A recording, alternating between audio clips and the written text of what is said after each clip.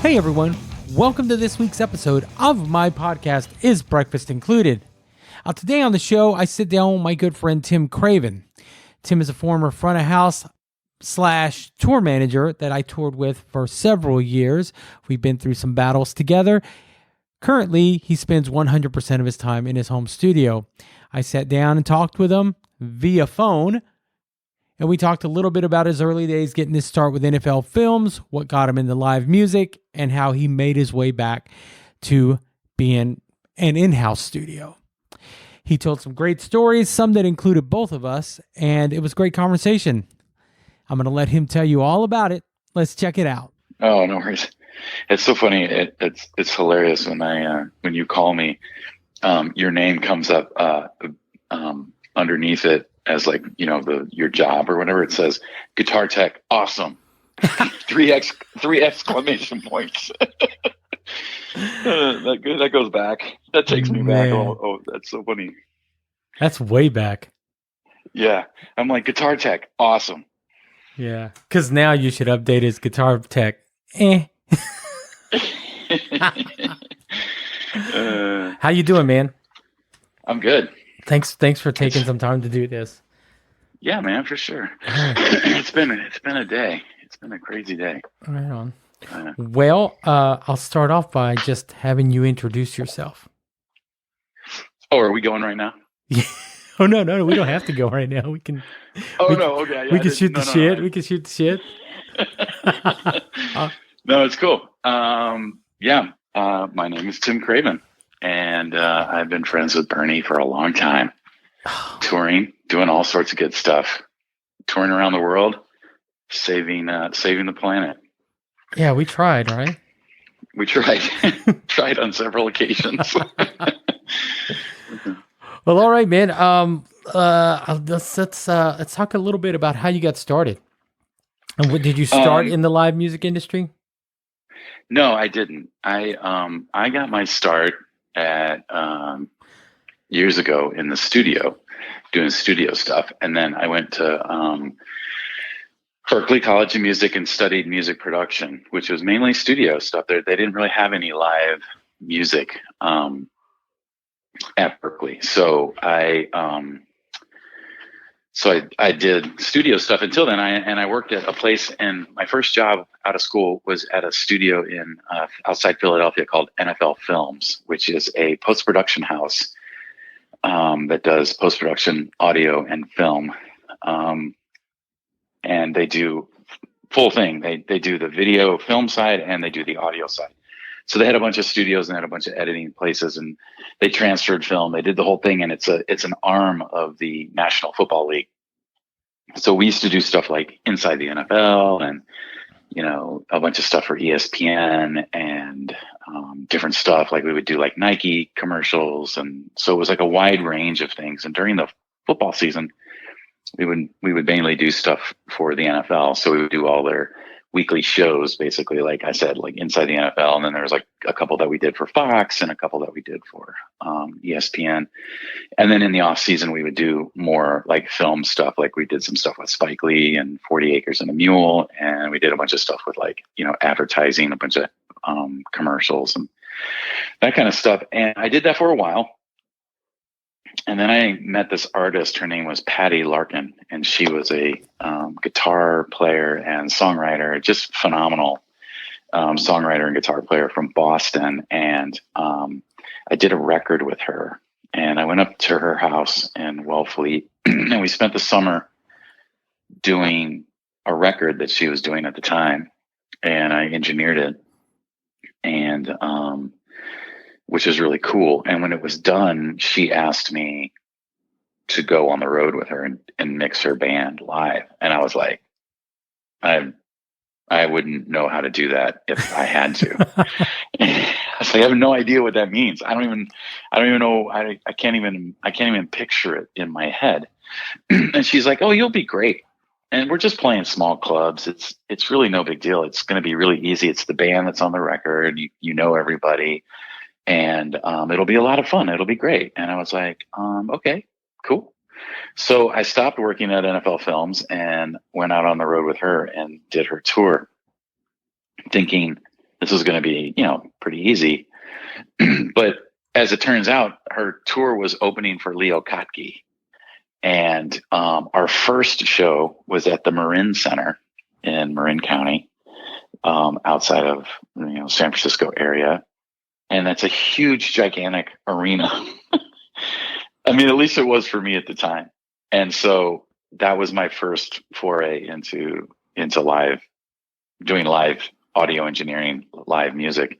And it was scary. I had no idea what to do. And if it wasn't for Leo's front of house engineer helping me, it would have been an absolute disaster, because I think that's like a 3,500 or 4,000 seat venue. I could be wrong. But and that was your first show, your first live show. That was my first live show. Right on. With a band. And I had no idea what I was doing. I had absolutely no idea what I was doing. Like the disciplines are so different.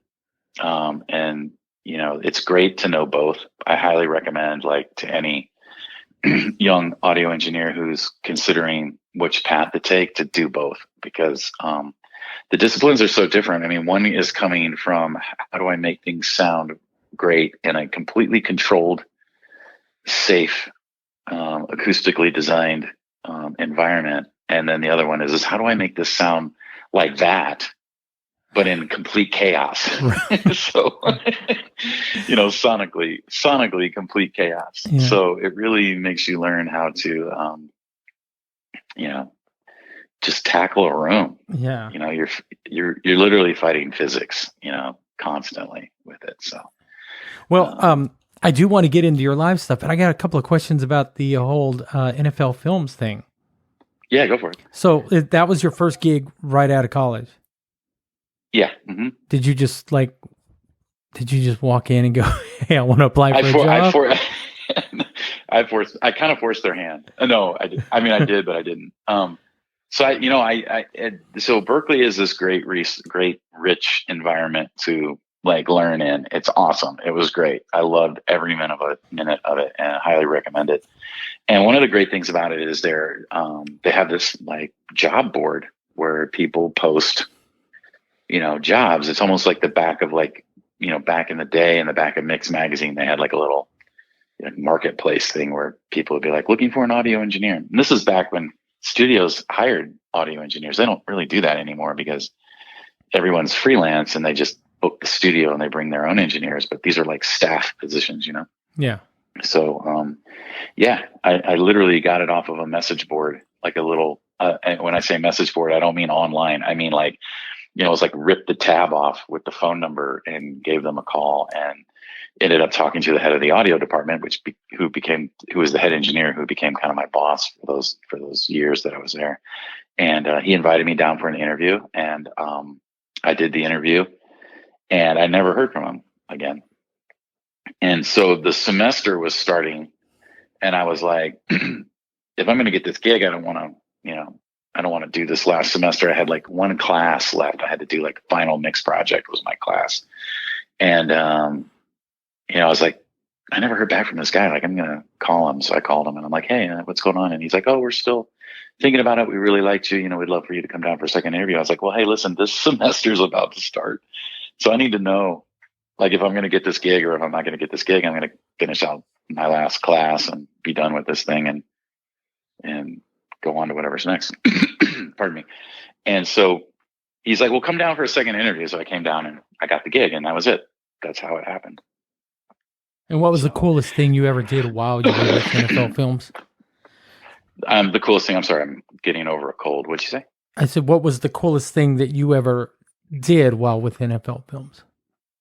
There was a lot of cool things. It was really fun mixing inside the NFL, which was on HBO at the time, because I grew up watching that. And so it was oh man, wow, this is cool. I'm mixing inside the NFL, 20 years later or whatever, 15 years later.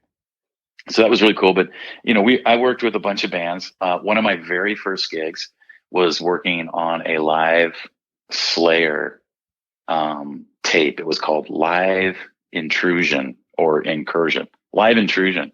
And it was filmed in Tempe, Arizona. And you can probably find it on DVD nowadays. But they had a technical problem with the tapes.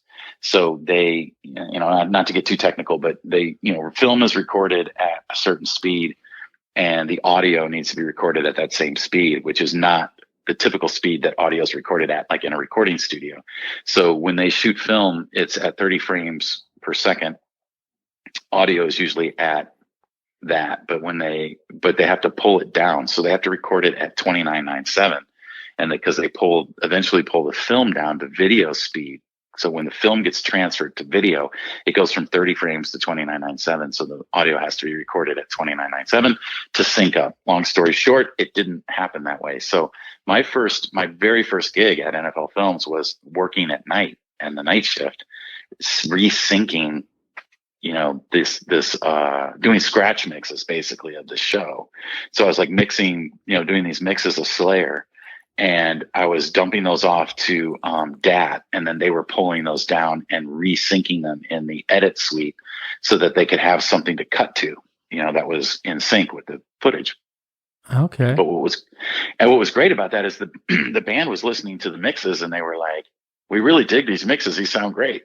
So what they ended up started doing was they started coming up and working with me, and we did overdubs. They started like fixing things, like fixing guitar solos and maybe a little drum fill or a vocal thing. And that was my very first gig, and that was awesome. That was really fun because I was like a huge Slayer fan, as you know, like growing up. Like I was just like, oh my God, I can't believe I'm working with Slayer. It's like. So was that part of, were they doing something with NFL Films, or was that something extra that you were doing?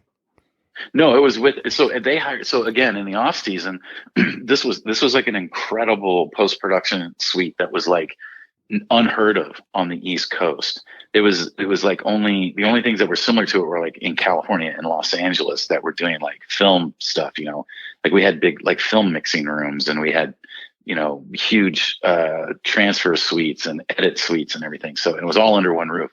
And so one director there would like, branch out during the off season and try to get, all these music videos.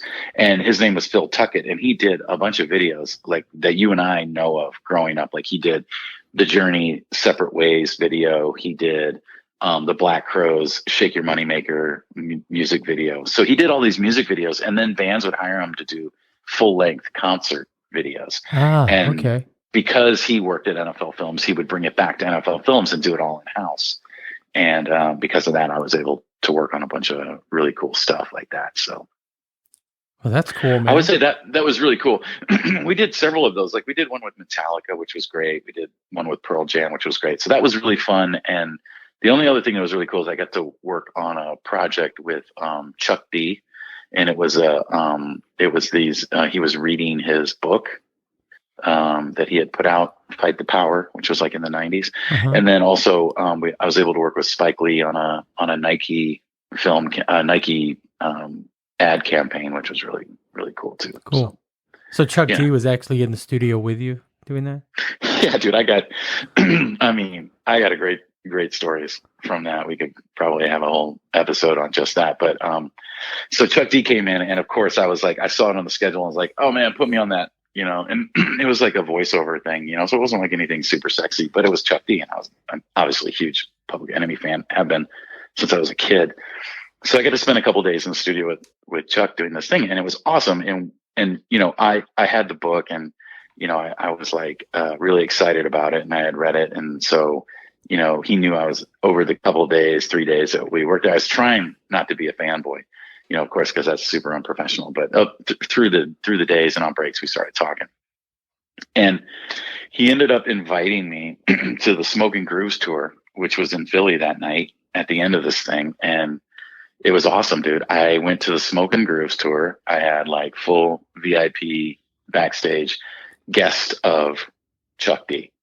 I was like, this is ridiculous. But it was awesome. So I got to spend some time with him in the studio, and it was great. And that was definitely a highlight. So right on, man. That's pretty cool. Yeah. That's a story I've never heard, Tim. Oh, really? Yeah. I'm surprised. I thought you had heard all my stories. No.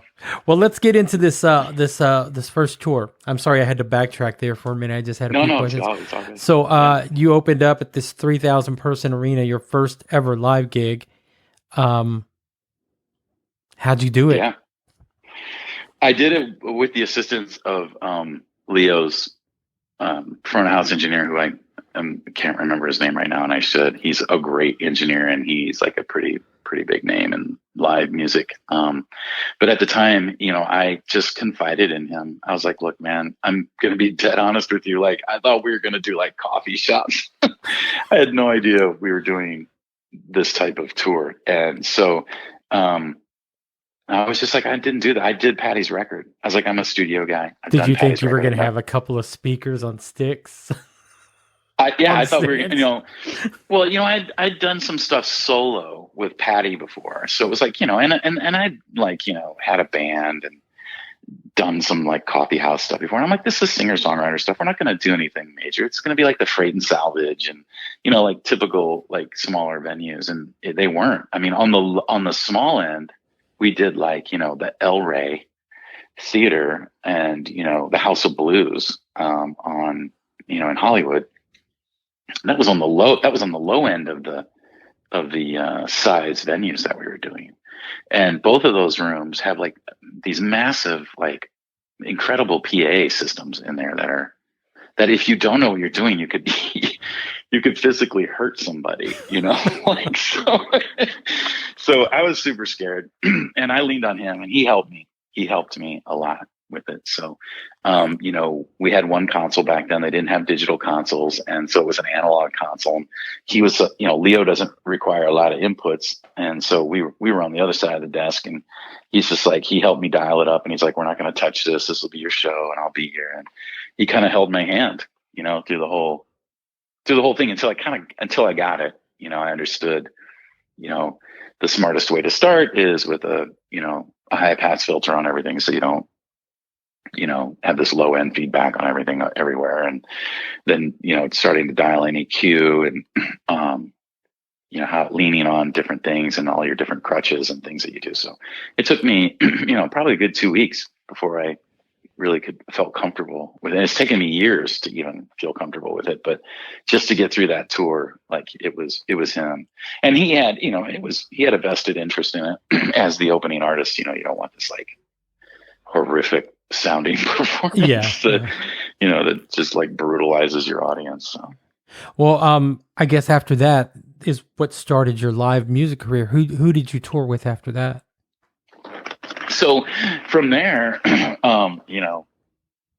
I worked with Patty, and then I met a singer-songwriter and guitarist from Northampton. Her name's Erin McKeown, and we crossed paths at the Ann Arbor Folk Festival, and I just happened to catch her set, and I was like, "Wow, this is really cool." And so, in the lobby call the next morning, she was down in the lobby, and I was kind of waiting for everybody, and she happened to get a write-up in the Ann Arbor paper, and she was on the cover, and I don't think she had realized it. So I like walked over to her and I was like, "Hey, you're on the cover of this." I was like, "Your set last night was great, blah, blah, blah." So she knew that I worked with Patty and she watched Patty's set. And then over time, like maybe a couple months later, her manager called me and said, "Would you like to do a tour with Erin?" And I was like, "Sure, absolutely." So we did a tour for her album, which came out at that time. And it was a whole US tour. And you know how that is. Like, this is back, we weren't even in a bus, we were in a van. And so it was like, weeks and weeks and weeks of touring, doing the US, long drives, up early to bed late, up early, drive all day, do the show, kind of grueling, but fun. And Erin's great. And her band was great. And we had a great time. And then at the end of that tour, we did a show in her hometown of Northampton at the Iron Horse. And sure enough, the opening act was Josh Ritter. And so Josh was opening for Erin. And it was a sold out show, of course, in Northampton. That's a really strong bill. And so through that, doing Erin's tour managing and front of house, I was introduced to Josh. Josh was introduced to me, and he ended up calling me to do some touring with him. And then, off to the races. So. And that's where you and I met. That's right. That's right. Yeah. Yeah. So I was out with Josh for a while, man. Like we started in a van with a trailer and we were playing some smaller rooms. We were doing like the Iron Horse. I think it was the Hello Starling record is the tour that I started with him. It was before Liam was the drummer. And we did a bunch of touring and it was great. We got along great. Everything was really good. And it kind of stuck. And it lasted from there all the way through, So Runs the World tour, which was, I don't even know what the years were. I can't even remember, but it was on the tour cycle before that, which was the Historical Conquest tour, which is where you and I met. Yeah. In Seattle. It was a Seattle show. Actually, no. We met in Phoenix. No? Oh, that's right. That's right. Phoenix. Yeah, That's I remember. right. I was You're new to right. touring. I was working for Pat Green, and the guy who got me into this business called me and said, "Hey, I've got this gig. They were looking for a guitar tech. It's perfect for you. Don't say no." I'm gonna give him your number. And I remember I was at a friend's house, and you called me, and you were all business. Like, "Hey, my name's Tim. This is the gig. You fly to Phoenix. We have a rehearsal day before we go to, I want to say, Salt Lake City, something like that." And Yeah, that's right. and then you said, Oh my God, I remember that. "Here's my number." And I said, "Well, how will I know who you guys are?" You go, "Just look for all the hats." All the hipster hats. You said, "Just look for all the hats. You'll know what I'm talking about." And I come out to the luggage and I look up. I'm like, "Oh, hey." Yeah. All the hats. It's funny. I remember that Arizona rehearsal space, man. It was so hot Yeah. that we ordered pizzas. We ordered pizzas at rehearsal for like lunch or whatever, and we kept them outside on the concrete right outside the rehearsal space, the door that opened to the outside. And I just set them on the concrete and they lit. I mean, I'm not joking. Like they stayed bubbling hot out there. It was so hot that day. I remember that. I remember the guy at the brutal. studio, at the rehearsal studio, he said, "Be careful when you walk out there. There might be some rattlesnakes." And I was thinking to myself, what the hell have I got myself into? Yeah, dude. But you know what? Like, honestly, that was our first, good run where we had like a nice bus and a good driver. And I think we had a trailer at that point.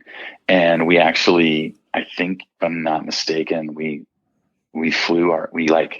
rocket cargoed our gear out west. Like we really did it right. And that's why we were able to hire you.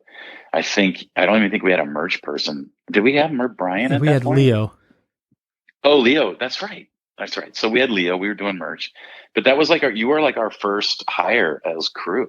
It was like, we need a guitar tech for Josh to, all his guitar changes and making sure they're in tune and all that stuff. So, yeah, that's right. Yeah, we did. Yeah, we ended that run in Seattle. We did. We ended in Seattle. I went home and bugged you for about 4 years.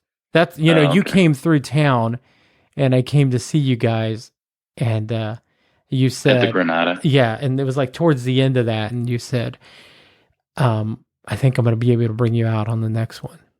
Yeah. And mind you, I wasn't sitting at home waiting on you, but I really wanted to be back.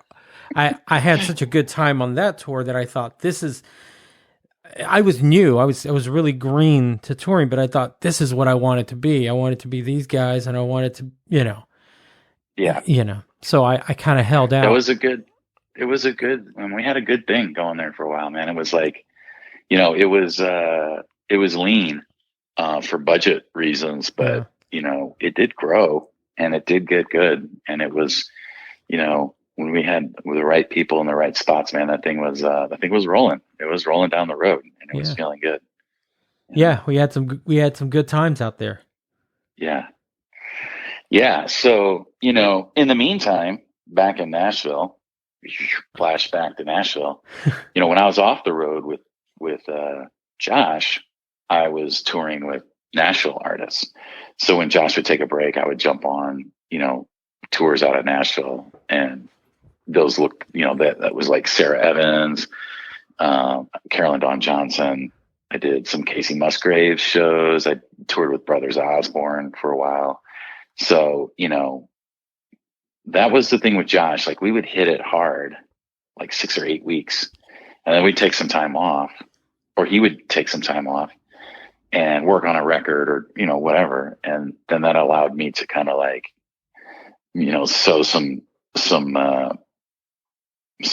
seeds in Nashville as far as touring and doing that. But, Josh took up a big portion of my touring career. Yeah. So I remember you not only did front of house, you also tour managed, which it was like double duty. It was quadruple duty. Yeah, it was everything. I was kind of doing everything. I mean, except playing the show. I kind of did everything, which was great. It was, it was a lot of work, but it was fun. And I learned early on that there's really, and I think I probably told you this a bunch, but if I'm going to be on a tour, and we learned this later, it kind of came back to bite me, is that, if I'm going to be on a tour, I would much rather be managing the tour and doing front of house than just being the front of house engineer, because, I don't really trust anyone else to take care of me when I'm out on the road. And I always thought I did a pretty good job of making sure that we had, safe, secure places to sleep every night. We had a safe, secure bus, even though sometimes maybe that wasn't always the case. And then, just because there are things that are out of our control. And that we always tried to take the most like economically sound, but also the most humane travel path as far as flights. And, I always tried to get a decent hotel room. So we're not like, just, never really having any kind of break from the grind. And on days off, I always tried to pick like a cool place to go. And tours that I'd been on that I wasn't that guy making those decisions were like pretty hard for me, because we would end, instead of, a lot of times, tour manager doesn't really care, especially if you're a crew. You end up in a Walmart parking lot for your day off. That's right. Yeah. You're in a Walmart parking lot for your day off, or, you're at a casino and they don't want to buy the hotel room. So you're sleeping on the bus in a parking lot of a casino for 4 days while you do your 2 shows at the casino. And it's just not a lot of fun, or you got like 12 guys to one bathroom, essentially. It's just for 4 days. It's just like, it gets, oh no, you're right, man. After touring with you, and I think that's why I kind of held that standard, Mm-hmm. And then eventually we came back together, man, you and I. I got that ill-fated phone call like, hey, are you available to do this tour? And I was like, yeah. But we had a lot of fun on that. I remember being like, we're in a desperate spot, so name your price. We had a guitar tech that that was not anyone's pick but one individual, and it was strictly based on economics. The guy said he'd come out and do it for cheap, and I'm a big fan of you get what you pay for. And from day one, this guy, everybody was just like, whoa, this guy's not, he's not the right guy. So I kind of let it slide until it became an issue, and then then Josh pulled me aside and was like, you need to call Bernie. I was like, all right. I do remember that phone call. I've been waiting for you to say that to me. You called and you said, hey, man, if you could come out right now and you could just name your price, just throw a number out there. And I'm like, well, what's your budget? I mean, I was like, you got called out by name. I mean, like, like Josh, the artist, is like, you need to call Bernie. I'm like, absolutely. I'll call him right now. And I did. I like literally called you like as soon as I had that conversation with Josh, and he was like, call Bernie. I was like, I'm already dialing. It's like, well, I tell a lot of people this, like, all the gigs I've done, and I always say this, and I've always had a really good relationship with Josh, but when he calls, he kind of knows, like, he knows that I'm going to do it for whatever he throws at me because I love the guy. Yeah, of course, yeah. But anyway, you and I did something else with a band called Death from Above, That's right. 1979. We had a lot of fun. We went. That was great. And that was a lot of fun. But once you got out of that, you really started spending a lot more time in your home studio, right? Which is what you're doing now. Yeah, that's right. So that was a journey. So I almost wish that we had done Death from Above like earlier on, because I would have been a little bit like less at the end of my touring experience or enthusiasm at the time. And I love those guys. I love that tour. It was a great one to end on. Probably the best tour that, like, as far as just like the hang and the people. And once we got it dialed in, it was good, right? Like, It was a machine, man. Yeah, like if I was remembering it correctly, like it was good. Like we really were really doing a great tour. And so and that's how Josh was too. It's like when I ended with Josh, I felt like it was in a really good place. I was like, really, really good place with this. Like, we've built this to a point and now it's like really dialed in. And that's, I felt Death from Above was like that too. But that, there were a lot of things that were pointing to me not touring anymore. And remind me of how many of these you were a part of. But, I had, in one year, we had 4 emergency landings. Our cockpit caught on fire, our cabin filled with smoke. We had trouble landing because of crosswinds. And then there was the DFA bus crash. And I know you were part of that. Yeah. Yeah. So it was like, all of that were like, get off the road, like messages, So that and one final nail in the coffin just made me go, you know what? I think I've done everything that I need to do on the road. I feel like that path has been taken for me. And at this point, I'm just, there's nothing really other than new experiences and all the people that I love and care about that are out there on the road that I've worked with.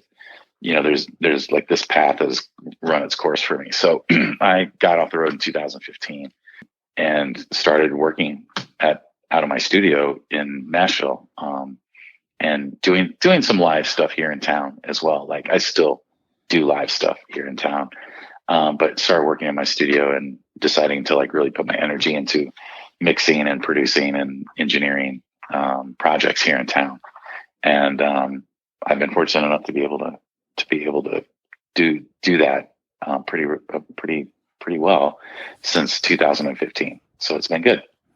So you're kind of back from where you started in the studio. Yeah, I mean, I've always had the studio. It was always there, and in times off from the road, I always have had my own studio here in Nashville, and it's been in different locations and in different configurations around town. And I've always tried to hustle projects while I was out on the road. I mean, back from the road, but while I was touring as my main gig, I would, hustle, songwriters and publishers and stuff to do, songwriting demos around town, or like local bands that were like, looking to record or whatever. So, yeah, I've always had that, but it's never been like a thing where I'm like, I'm just going to focus just on this.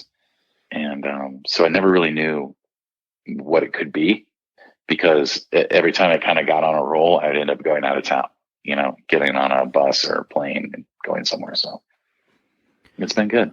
And yeah, so you've maintained a pretty regular clientele now, yeah, so to speak. I don't even know how I'm doing it. I'm just, I'm just putting one foot in front of another, and the projects keep coming in. So, I must be doing something right. Even though I never think I'm doing anything right, I must be doing something right. So, and it's been, even during, 2020 and the pandemic and all that, I was able to maintain like a pretty steady flow of projects, which has been fantastic. And I feel really fortunate and very grateful that has been afforded to me. And do you enjoy that more than being on the road? Kind of waking up in your own bed. I get asked that all the time. Like, the road is such a multifaceted thing. There's so many aspects of it that are enjoyable for me, and so much of it that was not enjoyable all the time. You know, do I miss mixing like a blown out Death from Above show where everybody's just like going crazy and the place is packed and it's like mayhem? Yeah. Like, do I miss mixing live and big shows and the energy of it and the excitement of like, everybody on the comms before the show getting ready and, the house lights going to black and the band just coming out and like nailing it. Yeah. I mean, that's the fun part. Like the 90 minutes during the show for me was always like the real fun of being on the road. Everything else was like a really hard for me because I'm just wired in a way that like every detail has to be thought about and thought through, and all the dots need to be connected before I'm comfortable moving forward. So to prepare for a tour as a tour manager, like before I would leave, everything had to be spot on, like down to like the detail of every day. And when you're out for 6 and 8 weeks at a time, that's a lot, and then there's always the wild card that's thrown at you during the day that is ultimately like the buck stops at you. So if there's a problem, you have to figure out how to fix it, and it was like, even to the point where I was like, I'd spend hours online, like doing the street view, and I would like, on my computer, I would like drive around the venue. This is like months before we'd get there, and just figure out where I was going to park the bus. It's like, because that was like, little things like that can become massive problems and wrinkles in your day when you're the only person out there, that is paying attention to that. And the only person out there that is able to fix it is if you get to a venue and you don't have your bus parking is not secure, like it should be. And then there's just this ripple effect, your driver's upset. He can't park the bus. So sometimes they just drive around, or they go to a gas station. They're still on the clock. They're supposed to be off the clock. Now you're like looking at overdrive time because you've, surpassed a 10-hour mark. And then you got to get to the venue, and then, sometimes the load in is until 1 or 2 o'clock. So now, your bus was supposed to park there at 1 a.m. when you get in, or 2 a.m. when you get in. And now the driver's kicking around till 1 o'clock in the afternoon, waiting to park the bus. It's a whole thing. That's just one little aspect. Yeah. And you know these things. Yeah. And that was the beauty, like, not to get too mushy with you, but that was why I always enjoyed having you out there, because I was like, I know for a fact, and it's been proven to me on a daily basis, that if I take care of Bernie's going to have my back if I need him. And if there's something comes up, it's like, he's going to be my ally, where everybody else is going to like peace out and like go to lunch, or like, go and explore, Paris. I'm going to be stuck there at the venue, like trying to figure out, X, Y, and Z, and pulling my hair out. So, and I'm a guy, those kind of things, I have a lot of anxiety around that. Like things, a lot of people can roll with that. They can be like, oh yeah, cool, man, whatever, like we'll figure it out. But it never really set like that for me. So I was always sleeping with one eye open, Yeah.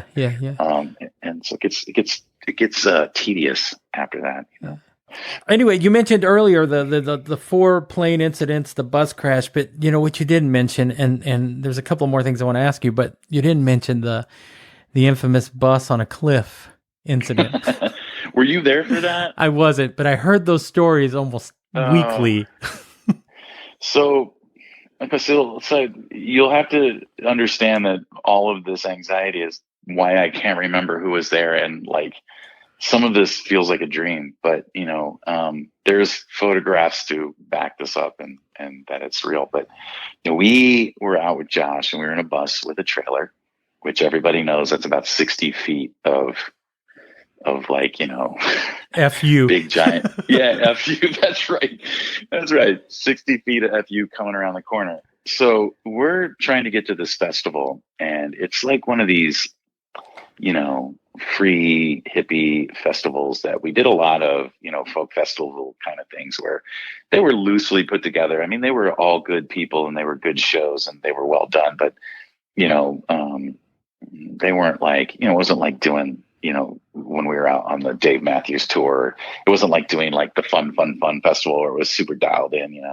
or any of those kinds of things. But it was like, a fair, and it was in California somewhere, I don't know, somewhere mid-state where it was far enough north that we were in the mountains.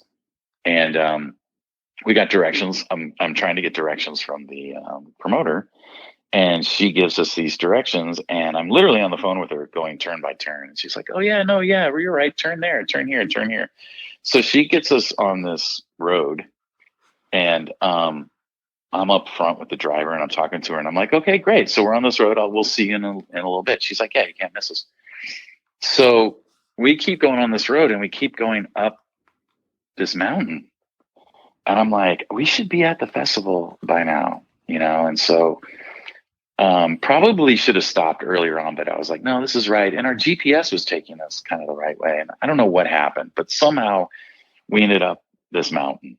And, you get far enough up a mountain, there's really nowhere else to go but to continue going up the mountain, hoping that you'll come down the other side, right? So that's not the case with this particular mountain that we're going up. So we're driving, and we keep going, and the road just keeps getting a little more narrow and a little more windy. And I'm looking at the driver, who's this incredible driver, great guy. His name's Les. And we're going up and up and up and up at this mountain, and we're both looking at each other like, this isn't good, man. We're like at a point of like no return. And I'm like, what are we gonna do? And he's like, well, this road's got to end up somewhere. He's like, it'll probably just go up the mountain and then eventually come back down the other side, and then we'll get back out on the main road and we'll head back. I'm like, okay, cool, great. That sounds like a great plan. So we're cruising, and this road just keeps getting smaller and smaller and smaller and becoming more and more. It's like pavement, then it's gravel, then it's dirt. And then I'm noticing there's no other cars, and it's just like people on bikes, and they're yelling at us, and they're like, I can cuss on this podcast, right? Yeah, so yeah, they're totally. Like, they're like, what the fuck are you doing? You're fucking crazy. This is for bikes only. There's the road goes blah blah, and they're yelling at the bus as we're like creeping up this hill. And I'm like, man, what are we gonna do? We are so fucked right now because we don't, we have 60 feet of bus and trailer going up this mountain, and these bikes, this road is like, these bikes can't get past us because we're taking up this road, and they're yelling at us and throwing rocks at us. And Les is like, well, we'll just figure it out. So sure enough, this guy is coming down from the mountain, and he's waving at us, and gets in front of the bus, and we stop, and he's like, dude, what are you guys doing up here? And we're like, man, we got bad directions and we can't turn around. So we thought we would just take this to the top and work our way down. And the guy's like, there's no down. It's just back. And we're like, shit. And so Les and I are like, well, what are we going to do? Like, we obviously can't back down this mountain, this road. And he's like, I'll tell you what, man. He's like, at the top of this mountain, this road ends at a firing range. And he's like, I've seen box trucks up there before. He's like, so you can get up there. He's like, if you can get up to that firing range, you might be able to turn this bus around and come back down. He's like, I've been up there, and they have like ammo deliveries, right? Like to the gun range up there. And he's like, so box trucks come up, and he's like, they're not as long as this bus, but they're wider. And he's like, they get up there and they come down. So if you can get up there and you can get turned around, you can come back. We're like, okay, great. Let's do that. So we keep going up this mountain, man. And we are up there, dude. We are up there. And we get to the top, and sure enough, it levels out. And there's this firing range up at the top of this mountain. And I'm like, Les, what do you think? Like, do you think we can turn this around? He's like, man, we don't have a choice. He's like, we're going to do this. He's like, I don't care how long it takes or what we're going to do, and we're going to turn this thing around. I was like, cool, man. He's like, let me get the radio. I'm going to get out. I'm going to steer. I'm going to bring you right to the edge. I'm going to back this thing up every time, and we're going to take it right to the edge. And when I say stop, you cannot hesitate. You have to stop, because I'm going to take you as far as I think you can go, and then you're going to go forward. And we did this like 300-point turn, to get this bus turned around.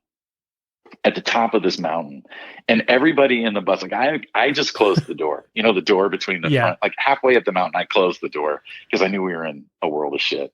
And I was like, I didn't need like the peanut gallery to like be weighing in on, on the situation. So, but we got up to the top and it leveled out. And I was like, I opened the door and I was like, okay, guys, stay in the bus. Nobody get out. We're going to try something. And literally, like, Austin looks at me and he's like, are we going to die up here? And I just looked at him and I was like, Austin, I don't know. And I just shut the door. I just shut the door. And I was like, all right, I'm getting out. I'm going to do this. And there's a picture, like Austin must have gotten off the bus and took this picture. I didn't realize it, but there's a picture of me standing on a cliff that is probably just a straight, like 500 feet down to the next, like where you would stop if you jumped off this cliff or further. And there's like the ocean is in the background, and I'm like backing this bus up, and it's a bus with a trailer, and I'm standing like I'm serious. It's like a Wile E. Coyote, like a Roadrunner cartoon. Like I was standing like on the edge of like this mesa, backing this bus up, and by the grace of God, we got that thing turned around and headed down the mountain, and nobody got hurt. And I tell you what, man, when we got to that festival, I got off that bus so fast, and I was like, where's the promoter? I was so mad. I was like, what happened? Like, how is it that you could not give me correct directions? And she's like, oh, did I say make a left turn? I meant make a right turn. And I'm like, oh my God. It was like, seriously, like I should have made that, I knew I should have taken that left turn in Albuquerque. It was just like, it was comical and scary at the same time. And what's really funny is Les, our driver, is like steel. This guy's steel the whole time. He's not nervous at all. I'm panicked. I have like zero saliva in my mouth. I'm like bone dry. He's completely chill the entire time, except coming down. I found his tell. So he was like, through conversation with him on tour, I found out that he was a helicopter pilot in Vietnam, and he used to fly in like low to try to like evacuate people. That was like his gig, right? He'd fly in really low to the treetops and like try to, get guys out, kind of thing. So he's been in it, So this doesn't really scare him, I don't think. And so coming down the mountain, we hit a patch of gravel and the bus slipped and went out like literally, that little step right before you get off the bus, you can kind of, you're standing there by the door and you can kind of see out. That went out over the ledge of the cliff and then magically somehow came back. And I was standing there at the time. I was like, oh no. And he kind of freaked out. And what was funny is as soon as we got our bearings and we got back on the street and everything was fine, he starts just whistling to himself. And I was like, that's it. That's when I know we're in trouble. When you start whistling, that's when I know I need to really panic, So that was that. That was the bus on top of a mountain story, which was the abridged version. But yeah, that was some scary stuff. But I mean, like I've got it's scary, so much of that. I've heard that story so many times, and it never gets old. No, and there's I mean, there's so much of that. There's so much of that like, when you're out on a indie rock tour at the level that Josh was on, I used to really try to push it as far as I could economically with them. So we had the creature comforts of what felt like a real tour. But, when I was touring in Nashville, those tours are so much more organized, and it's like you have people who park you every day and the buses all follow each other and they're all talking to each other. And it's like, there's like 10 buses on the tour and like 6 trucks or something. And so it's really automatic, and you're playing venues that are like, well-established venues with like proper load-in areas and stuff. And, on Josh's tour, we were playing a lot of like festivals and a lot of theaters, like state theaters and stuff that, didn't always have buses coming in, with trailers. So it was always like a real challenge to figure out how are we going to get the bus there and how are we going to get it parked and where was it going to go and what route should we take? And Yeah, I mean, it's like the time we had the bus in Nottingham. I mean, it's like we had a bus and a trailer in roads that were designed for horses and horses I know, and right? and like wooden buggies, and it's like, I mean, the most narrow of narrow streets, and but yet somehow those drivers, man, they always did it. They always got it there. So, but yeah, it's stuff we like made that. it. Yeah, we made it. Yeah. We're still here. we survived. Oh, man. Well, man, before we end this, my podcast is called Is Breakfast Included? That's right. If it was, what would you have, Tim? Oh man, you know me. My normal breakfast on the road is oatmeal with extra side of raisins and an extra side of brown sugar. And then typically, if there were waffles available, I would have waffles. Right on, man. Yeah. Hopefully I'm making myself, those little hotel ones where you pour the batter and they go through the machine and like the perfect waffle comes out on the other end. Yeah. Yeah, those are the best. Yeah. Well, best. man, I want to thank you. I know you're busy, for taking time to do this. Oh yeah, for sure. Like you said earlier, I don't want to get mushy, but from the day I met you, dude, like you've always had my back. You've always been one of my best friends. So thank you. Yeah, man, same. At the end of the Death from Above thing, that a lot of things in my world were falling apart at home. And if it weren't for you, I wouldn't have been able to get through that. So, yeah, I love you, dude. Well, yeah. I do appreciate you doing this. When we talked last week and you said, hey, I did this podcast, I was like, hey, wait, put the brakes on that. Wait a minute, man. So, man, I appreciate you doing this. It's good to talk to you. Yeah, dude. Yeah, man. All right, brother. Thanks. All right. See Bye. ya. Bye. Well, right on. That's my good buddy, Tim Craven. You can find him at T Craven on Instagram. Check out what he's up to. Check out what he does. He might not appreciate me giving you his Instagram info, but anyway. All right, guys. I'm done. You guys have a great day, and I'll talk to you next week.